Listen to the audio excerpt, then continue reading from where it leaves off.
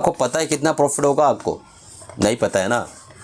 आपको लगभग 140% का प्रॉफिट होगा अगर आप अपने पोर्टफोलियो के अंदर सिर्फ 5% एक्स्ट्रा CAGR यानी 5% का अल्फ़ा भी लेकर आ जाते हैं तो ओवर द लॉन्ग पीरियड आपके पोर्टफोलियो के अंदर बहुत बड़ा इम्पैक्ट, इतना बड़ा इम्पैक्ट क्रिएट होगा कि आप उसको सोच भी नहीं सकते हो। आज इस वीडियो के अंदर मैं आपको बताने वाला हूँ कि अल्फ़ा क्या है और एक ऐसी स्ट्रैटेजी देने वाला हूँ जिससे आप अपने पोर्टफोलियो के अंदर अल्फ़ा को बड़ी आसानी के साथ ईजिली जो है जनरेट कर सकते हो। तो बिना स्किप किए लास्ट तक वीडियो को देखिए ताकि अल्फा के बारे में, एक्स्ट्रा CAGR जनरेट करने के बारे में आप सही तरीके से जान सके और ये जो विधि, जो स्ट्रैटेजी मैं इस वीडियो में देने वाला हूँ उसको आप समझ सके और अपने पोर्टफोलियो के अंदर उसको इंप्लीमेंट कर सके ताकि एक बहुत बड़ा मेजर चेंज आपके पोर्टफोलियो में आ सके। दोस्तों तो बिना स्किप के लास्ट तक देखिए। अगर चैनल को अभी तक सब्सक्राइब नहीं किया सब्सक्राइब कर लीजिए, बेल बटन दबा दीजिए और हमारा नीचे जो है डिस्क्रिप्शन में लिंक है टेलीग्राम चैनल का, बिल्कुल फ्री है, इसको ज्वाइन कर लीजिए। चलिए शुरू करते हैं दोस्तों। सबसे पहली चीज़ कि अगर आपने देखा होगा आप अपनी क्लास के अंदर, स्कूल के अंदर, तो एक बच्चा फर्स्ट आता है और हर एक इस बात को कमेंट करके बताए जो मैं बोलने जा रहा हूँ क्या वो सच है या नहीं है। जो लड़का फर्स्ट आता है या जो लड़की फर्स्ट आती है उसका अगर आप ओवरऑल नंबर देखें तो 1 या 2 नंबर से जो है वो पिछले सेकंड जो आया हुआ रहता है, जो सेकंड पोजीशन पे होता है, उस स्टूडेंट से वो 1 या 2 नंबर ज़्यादा लेकर आता है ओवरऑल। तो ये जो 2 नंबर या 1 नंबर से वो पूरी क्लास के अंदर फर्स्ट पोजीशन पे आता है वो होता है अल्फ़ा। उसने 1 नंबर का अल्फ़ा जनरेट किया। उस 1 नंबर के अल्फ़ा को जनरेट करने के लिए उसने पूरी साल मेहनत की, पूरी साल एक्स्ट्रा स्टडी की, पूरी साल उसने जो है काफ़ी मेहनत की, रात दिन जागा, जुस्तुजी की, कोशिश की, हिम्मत की, दुआएं मांगी और फाइनली 1 नंबर एक्स्ट्रा लेकर आया और पूरी क्लास में वो लड़का या वो बच्चा या वो बच्ची फर्स्ट आती है। जो सेकंड आता है उससे 1 या 2 नंबर ही कम होता है। तो यही वो अल्फ़ा है जिसका हम इस वीडियो के अंदर आपको समझाने वाले कि अगर आप अपने पोर्टफोलियो के अंदर मात्र 5% का अल्फ़ा जनरेट कर ले जाते हैं तो आपका पोर्टफोलियो फर्श से अर्श पे चला जाएगा, बहुत ऊंचाई छुएगा और बहुत ज़्यादा बड़ा बिग इम्पैक्ट आपके पोर्टफोलियो में देखने पड़ेगा।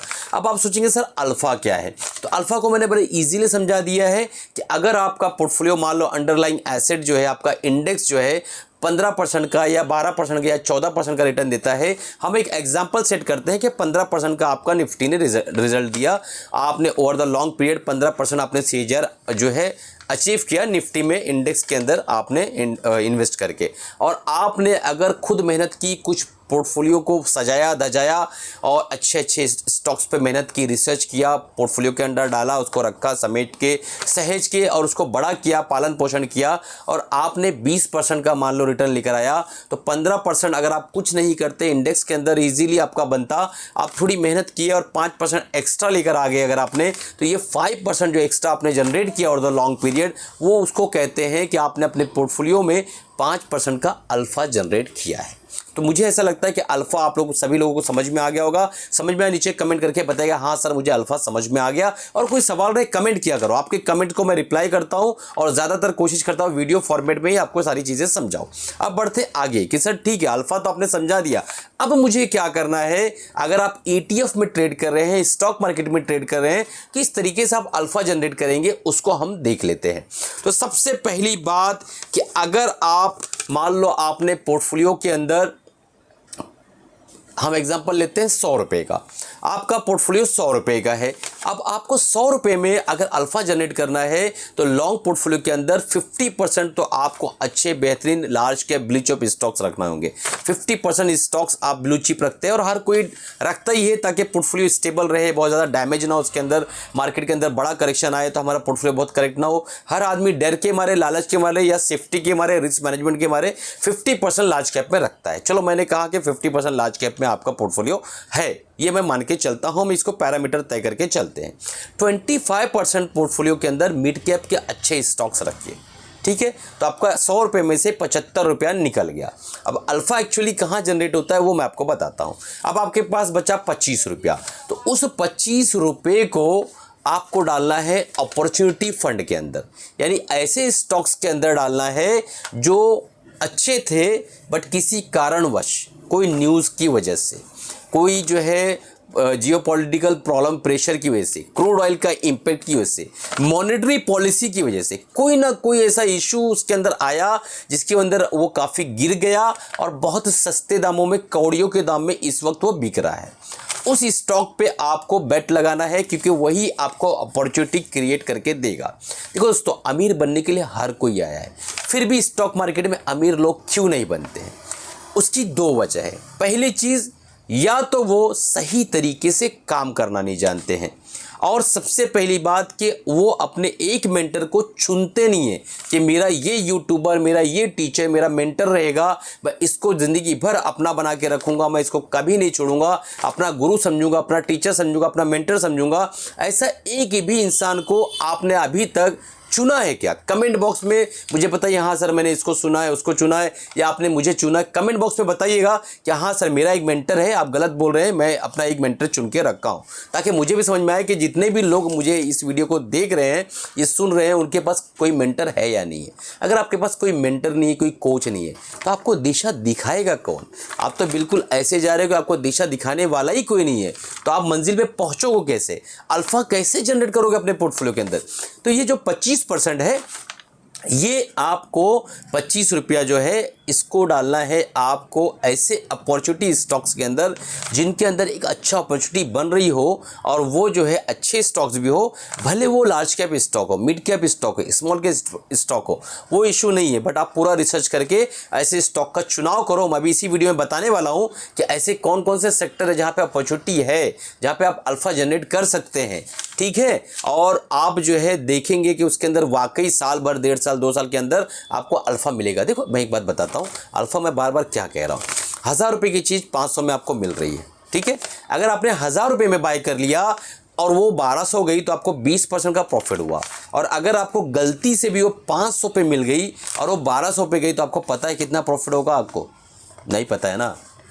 आपको लगभग 140% का प्रॉफिट होगा दोस्तों। 20%, 140%, आपने 120% का अल्फा जनरेट किया उस आदमी के मुकाबले में जिसने उसको 1000 रुपये में बाय किया था, और आपने जो है 500 में बाय करके ये बता दिया कि आप 120% का अल्फा जनरेट करने में सक्षम हो। तो बिल्कुल ये 25 रुपये जो आपको बचता है, जो कि 25% है आपके 100 रुपये का, उसमें ऐसे ही स्टॉक्स का चुनाव करना है। आप कहेंगे सर लार्ज कैप पोर्टफोलियो हमारा खराब होगा, कुछ खराब वराब नहीं होता है, ठीक है। मैं कर रहा हूँ इसलिए आपको बता रहा हूँ, ऐसी हवाबाजी नहीं करता हूँ मैं। मेरे जो स्टूडेंट्स हैं ETF प्रोग्राम के, उनको पता है कि मैंने किस तरीके से अल्फा जनरेट किया है ETF के अंदर, जहाँ पे आप लोग कहते हैं कि मूवमेंट ही नहीं होती है, बिल्कुल सन खच्चू की तरह पड़ा रहता है ETF, मज़ा नहीं आता है। वहाँ पे मैंने अच्छा खासा CAGR रिटर्न बना के दिखाया है, अपना PNL अपने प्रोग्राम के अंदर मैंने दिखाया है। आप बोलोगे सर हमें भी दिखाओ, नहीं दिखाऊंगा मैं, ठीक है। सिर्फ स्टूडेंट्स के लिए ख़ास मैं अपना PNL दिखाता हूँ।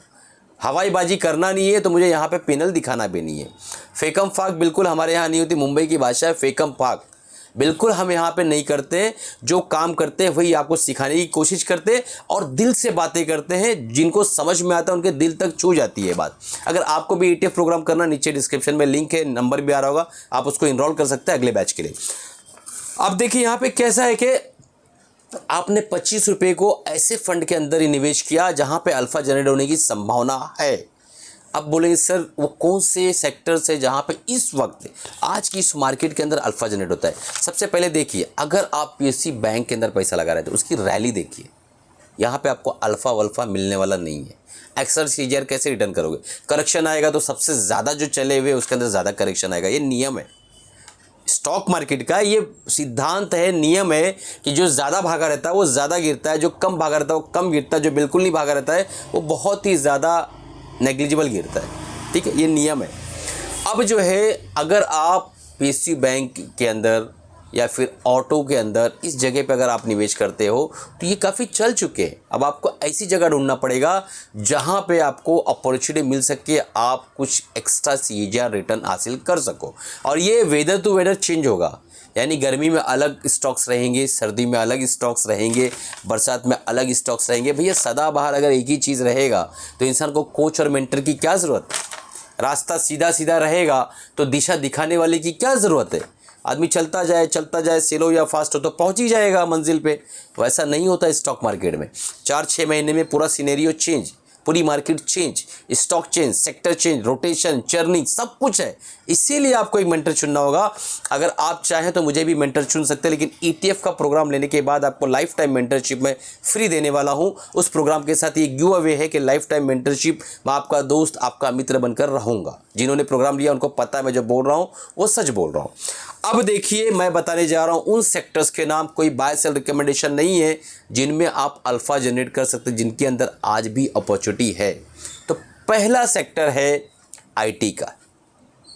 IT मिड कैप के अंदर स्टॉक्स को ढूंढो अच्छे, IT लार्ज कैप के अंदर अच्छे स्टॉक्स को ढूंढो, या अगर कुछ नहीं समझ में आता है तो IT 20 का ETF लो, उसके अंदर काम करो। और कहाँ लेना है, कैसे लेना है, वो बहुत इंपॉर्टेंट है। अल्फ़ा जनरेशन के लिए एक बहुत इंपॉर्टेंट रूल है कि आपको कहाँ लेना है और कब लेना है। ये कब लेने का एग्जांपल मैं आपको बताता हूँ कि अगर आप कुछ स्टॉक्स ऐसे होते हैं जो गिरते आते आदमी ले लेता है। अब लेने के बाद वो साल 2 साल 3 साल वहीं रहते हैं, घूमते फिरते रहते हैं। ठीक है, एग्जांपल देता हूँ, कोई बाय सेल रिकमेंडेशन नहीं है।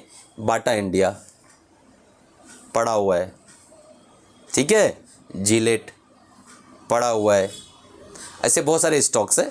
कोई बाय सेल रिकमेंडेशन नहीं है, ना कोई लेने की राय है, ना कोई बेचने की राय है। एग्जांपल दे रहा हूँ, सारे पड़े हुए हैं, रखे हुए, जाके आप प्राइस देख सकते हो, चार्ट देखते हो, सब देख सकते हो। अब ये गिरा, लोकेशन आपने स्पॉट सही ले लिया, बट अगर कब लेना है ये ना पता हो तो भी आपका वो पैसा साल 2 साल 3 साल ब्लॉक रहेगा, इवन दो आपको लॉस ना हो।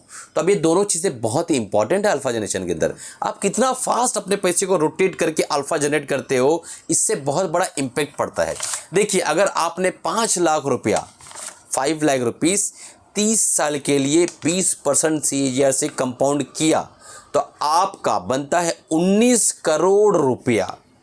बट दोस्तों एक बात याद है आपको कि अगर आपने 5% एक्स्ट्रा जनरेट किया, अल्फ़ा एक्स्ट्रा जनरेट किया अपने पोर्टफोलियो पे over the long period 30 years के लिए, तो यही 5 लाख आपका 25% CAGR से अगर कंपाउंड करते हो तो बनता है दोस्तों वो 84 करोड़ रुपीज़। जी हाँ दोस्तों, 84 करोड़ रुपीज़ आपका बनता है अगर आप सिर्फ 5% की क्या वैल्यू। आप बोलते हो ना सर ETF में 3% क्या होने वाला, अरे भाई बहुत कुछ होता है। यहाँ आप देख रहे हो क्या क्या हो रहा है। ठीक है, 19 करोड़ का आपका 84 करोड़ बनता है, लगभग 4x से ज़्यादा। ठीक, तो ये 64 करोड़ 65 करोड़ जो आप एक्स्ट्रा बना रहे हो 30 साल के अंदर, वो सिर्फ और सिर्फ 5% एक्स्ट्रा बनाने की वजह से बना रहे हो, और कुछ नहीं कर रहे हो। आप कोई बड़ा गोबर में तीर नहीं मान रहे हो, कोई रॉकेट साइंस नहीं कर रहे हो, सिर्फ क्या कर रहे हो कि थोड़ी मेहनत कर रहे हो मार्केट के अंदर। आपको मेरे जैसा कोई एक मेंटर टीचर मिला हुआ है, आप काम कर रहे हो, उसके साथ थोड़ी राय मशवरा ले ले, फ़ोन पे बात कर ले, सर ये लग रहा है, क्या लग रहा है, क्या करूं सर। ठीक है, इस तरीके से अगर इस तरीके से आप काम करते हो और 5% अपनी लाइफ में एक्स्ट्रा जनरेट कर ले जाते हो तो आप 19 करोड़ की जगह 84 करोड़ रुपीज़ बना सकते हो सिर्फ 5 लाख रुपीज़ से।